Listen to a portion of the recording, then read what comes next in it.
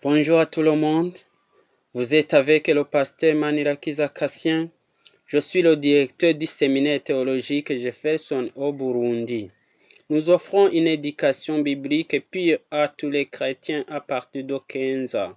Vous pouvez étudier des cours bibliques avec nous à distance et consulter le séminaire de la filiale.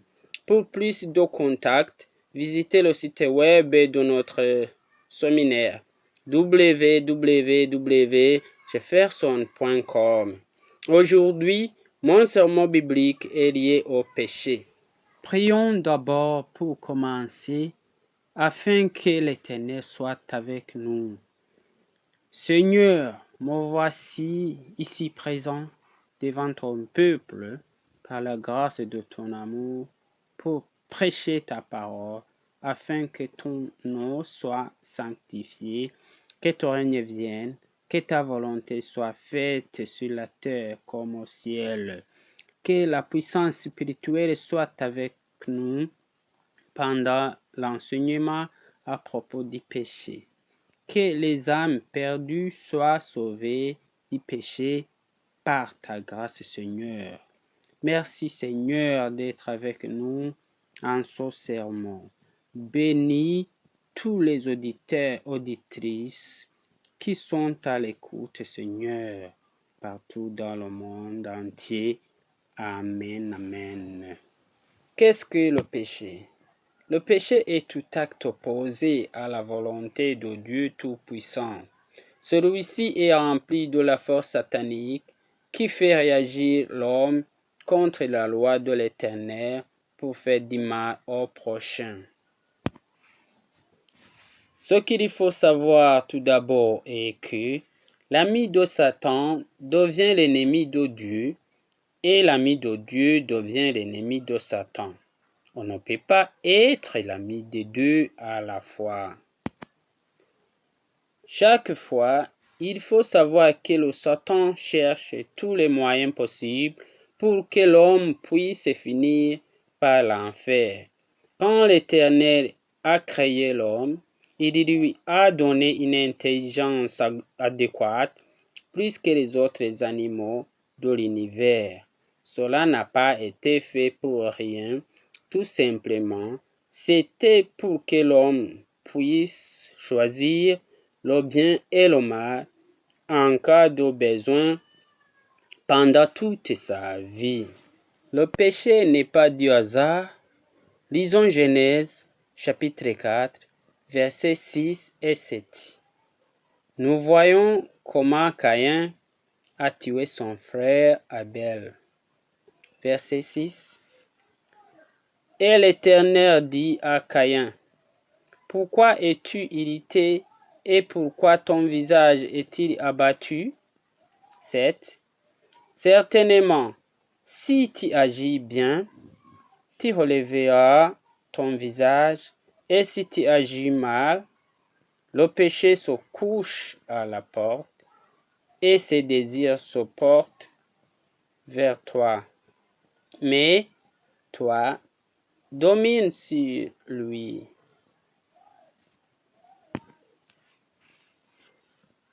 Si vous voulez lire toute l'histoire, lisez Genèse 4, versets 1 à 16. Vous verrez comment Caïn a préparé ses moyens afin qu'il puisse tuer Abel. Donc le péché avait été médité ou préparé. L'Éternel avait dit à Caïn de faire attention, mais Caïn n'a pas pu changer son mauvaise idée. Si vous préparez du mal à ton prochain, ne croyez pas que vous vous êtes bien caché, car l'Éternel est omniprésent. Il voit tout. Rien n'est invisible à lui, car il contrôle tout. Imaginez-vous Caïn et son frère Abel se sont promenés ensemble, mais Abel ne savait rien que Caïn avait préparé les moyens pour le tuer. Mais en plus de tout cela, L'Éternel voyait et n'a pas réagi. Il a laissé Caïn accomplir sa mauvaise pensée. Mes frères et sœurs, saviez-vous le fruit du péché? Le fruit du péché n'est autre que la mort. Moi, je me pose souvent quelques questions. Pourquoi alors le péché se multiplie du jour au jour? Pourquoi l'homme s'efforce à pécher? Certains ont ignoré la parole de Dieu. Dites aux autres que le fruit du péché est la mort. Le fruit du péché n'est autre que la mort. Il faut que tout le monde sache que le fruit du péché est la mort. Pourquoi est-ce que Dieu vous laisse et vous péchez librement comme vous voulez? Il vous voit, mais il vous laisse pécher. Pourquoi? Tout simplement, c'est parce qu'il vous a donné de l'intelligence de choisir le bien et le mal. Dans la Bible, Ephésiens 6, verset 12, Dieu dit: Car nous n'avons pas à lutter contre la chair et le sang, mais contre les dominations, contre les autorités, contre les princes de ce monde de ténèbres, contre les esprits méchants dans les lieux célestes. Aussi dans Psaume 50, verset 21, on nous dit ceci: Voilà ce que tu as fait, je me suis tu. Tu t'es imaginé que je te ressemblais, mais je vais te reprendre et tout mettre sous tes yeux. Donc si nous voyons que l'Éternel te laisse et tu fais tes péchés et te laisse, ce n'est pas à dire qu'il est d'accord avec celui qui prépare et fait des péchés comme il en veut. Tu prépares faire du mal et Dieu te voit et te laisse, car il sait qu'il y aura les moments de souffrance. Il sait qu'il y aura le jour de jugement. Il faut tirer attention ici. Si vous voulez pécher, Dieu ne vous empêche pas, mais faites attention avec lui. Il vous attend à agir intelligemment pour vous retirer du côté de Satan. Dans la Bible, tous ceux qui ont planifié le mal à leur prochain ont beaucoup souffert. Rappelez-vous l'histoire de Caïn dans Genèse 4, 1 à 16. Il y avait de la tuerie. Amon et Tamar dans 2 Samuel chapitre 12, versets 1 à 22, où Amon a violé sa sœur Tamar. Là, il y a de la violence. Il y a de la violation. Amon avait préparé du mal à sa sœur. Dieu était là, mais il l'avait laissé. Pourquoi? Il attend au jour du jugement. Dieu ne juge pas comme les hommes, car les hommes penchent à quelqu'un d'autre.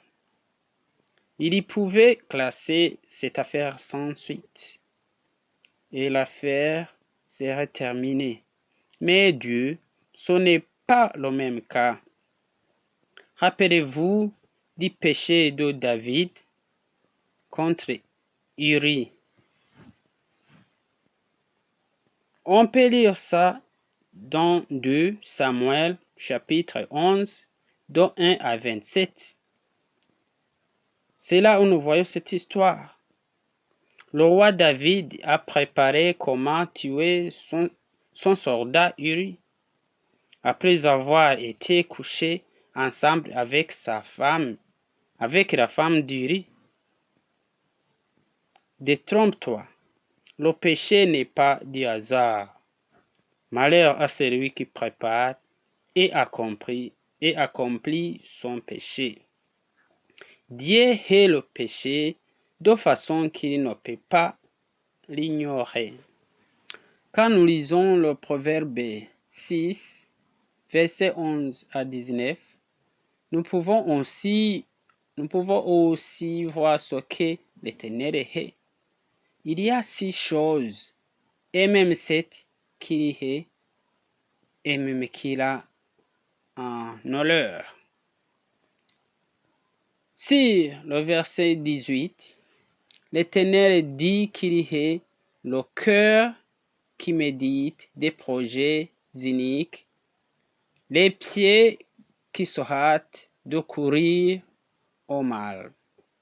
Le Dieu est contre quelqu'un qui médite et finit par faire du mal à l'autrui. J'inviterai à tout un chacun d'éviter le péché. Il faut éviter le péché, sinon le fruit du péché n'est autre que la mort. Mais comment faut-il éviter le péché? Ici, le sang de Jésus est la seule solution. Il est le chemin de la vie et la vérité. Son sang est le seul sacrifice pour nous faire purifier. Veuillez chercher du salut pour être sauvé du péché. Le sang de Jésus peut faire de la sanctification ou de la purification. Il a le pouvoir de nous sauver du péché. Pour conclure mon sermon, je dirais qu'il faut échapper au péché par la protection du sang de Jésus-Christ. Cela se fait par la grâce de Dieu. Quand vous avez de l'espérance à lui, il a versé son sang pour que l'homme soit sauvé du péché. Il n'y aura en aucun cas un autre sacrifice qui peut purifier nos péchés. Dans la Sainte Bible, Apocalypse 22, verset 11, on dit que celui qui est injuste soit encore injuste, que celui qui est souillé se souille encore, et que le juste pratique encore la justice, et que celui qui est saint se sanctifie encore. Pourquoi cette révélation? C'est parce que l'homme est très intelligent. C'est parce que tout le monde a déjà entendu que le fruit du péché n'est autre que la mort. C'est à toi de choisir de quel chemin faut-il prendre si vous êtes encore un homme raisonnable, car le fruit du péché est la mort. Faut-il persévérer au péché? À toi de juger. Cherchez Jésus à tout moment. Il est là pour tous. Il est le Sauveur et il est notre Seigneur. Amen.